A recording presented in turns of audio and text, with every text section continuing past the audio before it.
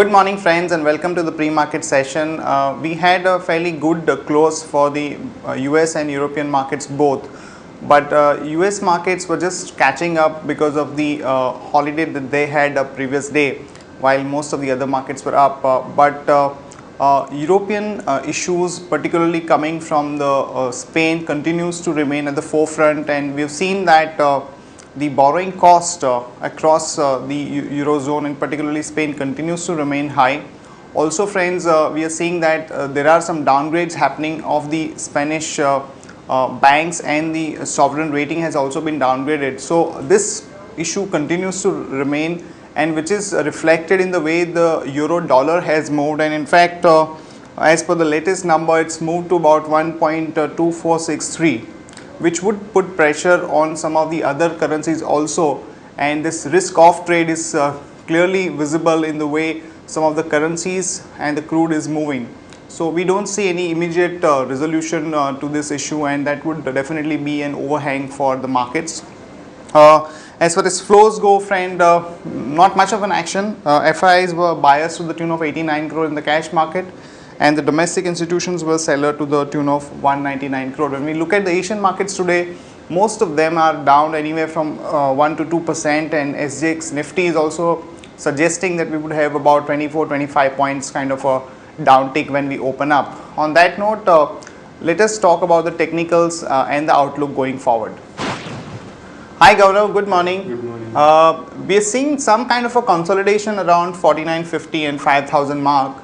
But what's the overall take? We are hearing that the upside from here on is not much. There are key resistances going forward. So what is your view of the outlook going forward? Yeah, we'll begin with the overall picture. Overall picture shows that Nifty formed a bearish triangle and tumbled down. It reached near lower end of the falling channel. The fall formed a 5-wave decline, and what we are currently witnessing is retracement of the 5-wave fall, and the pullback is subdividing into lower degree waves. It has achieved equality target, so first target is already in place.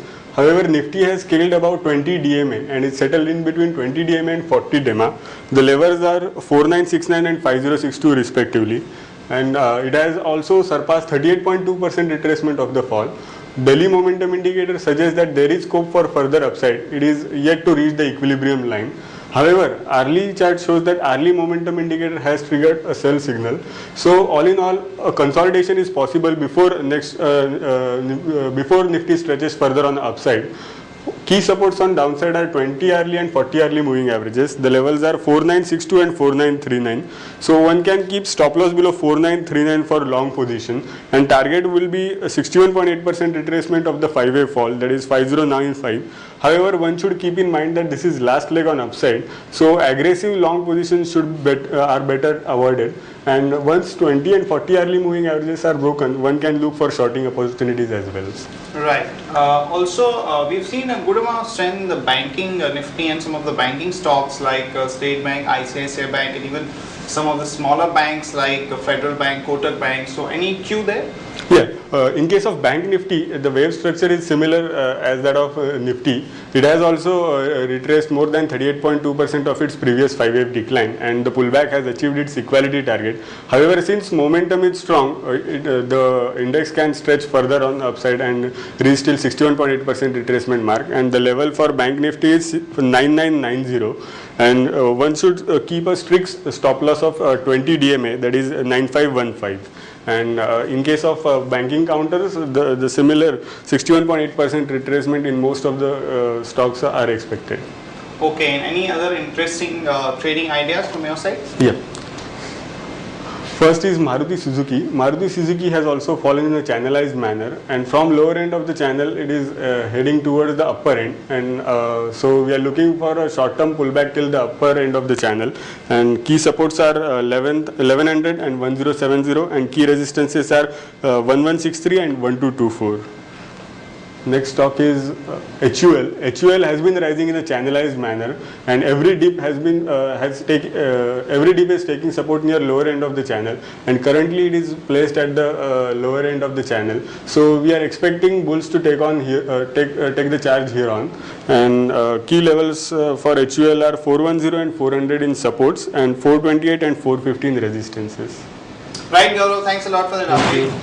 Friends, in terms of news, Tata Motors reported their set of numbers yesterday, and both at the operating as well as at the net profit level, there was disappointment. Particularly, the consolidated margins have actually remained at about 13.2 level versus the expectations of about 14 to 15%. And also, there is a larger component of the credit on account of tax deferment. So if you adjust for that, the performance at the net profit level is also not encouraging.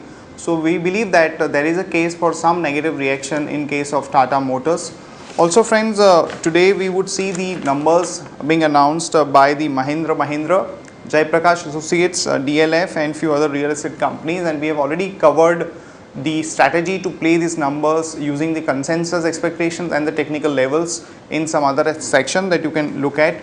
Also friends, there are talks of a major debt recast for textile sector as a whole to the tune of about 6,500 crore. This would be definitely positive for some of the textile companies like Arvind Mills and S. Kumar. So you might see some positive pop-up for these stocks. At the same time, for some of the PSU banks, this would be negative. So we believe that some of the companies like State Bank of India or Bank of Baroda and some other PSU stocks might have some negative reaction to this development. That's it from all of us, friends. Have a nice trading session. See you tomorrow at the same time.